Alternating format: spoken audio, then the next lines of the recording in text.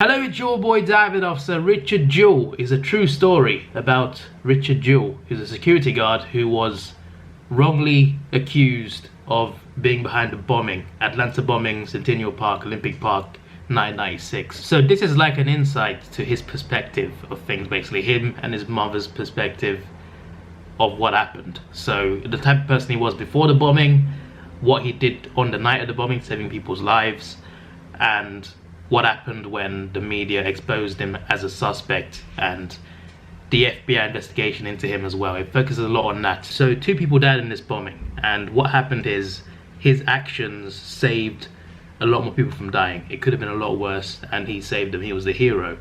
And days later, the FBI were investigating him because they thought he was a wannabe hero. He set it up to make him look like a hero. That's what the narrative was, and it was leaked to the media. And the media exposed him, and they accused him of being the bomber, essentially. So non-stop outside his house, the media were there constantly. Anytime anyone would leave his house, whether it was him or his mother, they'd get harassed by the media. Cameras everywhere. Just an FYI though, it's not completely accurate. What I mean by that is there are characters in this movie that are not real life characters, and also there's a scene where a media reporter and an FBI agent exchanges information for sex, and she's a real reporter that existed, that died in 2001, and she can't defend herself. And apparently there's no fact that it's not proven that she actually did that. She did leak it, but there's no fact that she exchanged sex for it. So yeah, it's a bit inaccurate there. I don't know why you'd want to fictionalize that, to be honest, considering such a serious story about a serious thing that happened. But yeah, apparently it's not true, so I don't know why that was in the movie, to be honest.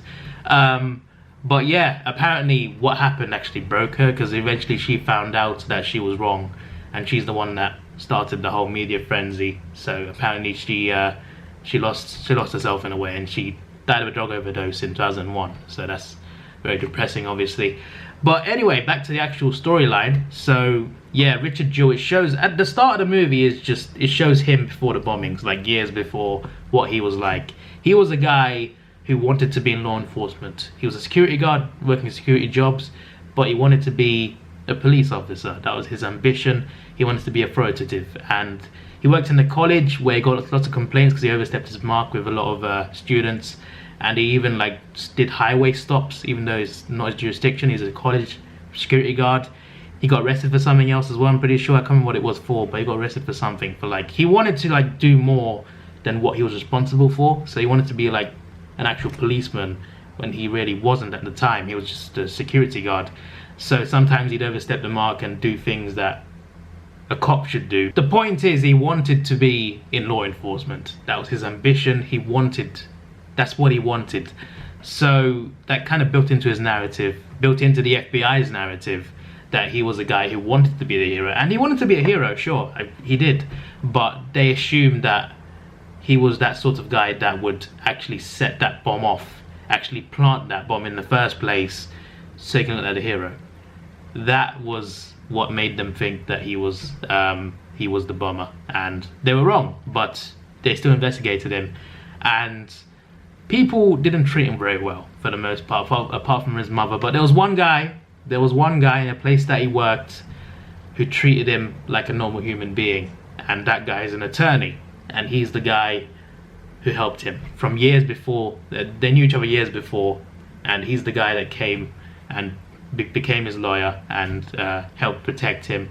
The FBI wiretapped his house, sent in his friend with a wire to talk to him. They did all they could to investigate him, and the media was just non-stop. They were constantly outside his house, just harassing. They were everywhere. So it just shows how bad it can be when your country's government and this media will turn on you, and it's rather scary as to how brutal it can be. It sort of ruined their lives for at least a short period of time. But eventually you get towards the point where things start to turn for him into his favor, because he was actually innocent, and the FBI were trying to prove he was guilty, but he really wasn't. He really was innocent the whole time. He was just a guy who was a little socially awkward, who was a little weird, that would not bomb, would not set off a bomb. He's just not that type of guy. And I think the actor, whoever this was, the actor played him really well, I think. And it was funny as well, like genuinely really funny, just the way he spoke. And it's not the way he spoke, it's the things he said and the way he said them. Some things are just really funny, like some things are really funny. Sometimes his lawyer would tell him don't say anything, and he'd just start over talking, saying too many words. He was that type of guy, who talk too much.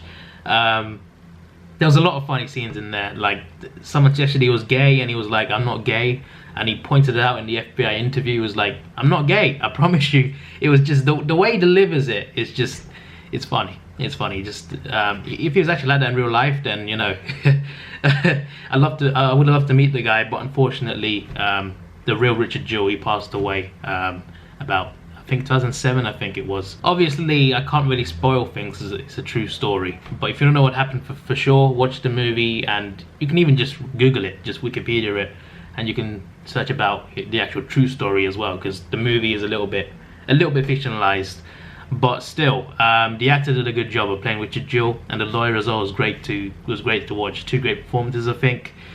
Good acting in there. And I liked the movie. I'm gonna give the rating a 7 out of 10. Nothing higher than that. It's a good movie. It's all story. There's no like action or sex scenes. It's just strong language. That's it. And that's fine. You know, it works for what it is. It works perfectly fine. It had a story to tell, and it told that story well. Not entirely accurately, but it did tell that story. And yeah, it was good for what it was. I think it's worth watching. And if you like true stories, then this is something that is worth watching, at least for like, to see how scary it is for a government and media to just come down on you like that. It's ridiculous. But it has a nice ending, I think. It has a satisfying ending. But obviously, the bombing still happened, and they caught the bomber years later. So you can look it up, by the way, the actual bomber. But yeah, they made a good point in the movie though. Like while they're investigating him, they were letting the real bomber escape and potentially do more bombings, which he did, which is ridiculous. Anyway, yeah, that's all I got to say really. It's a good movie. It's not great, but it's good, and it's worth watching. This is your boy Davidoff. Please like, share, subscribe. Thanks for watching. Have a good day, and see ya.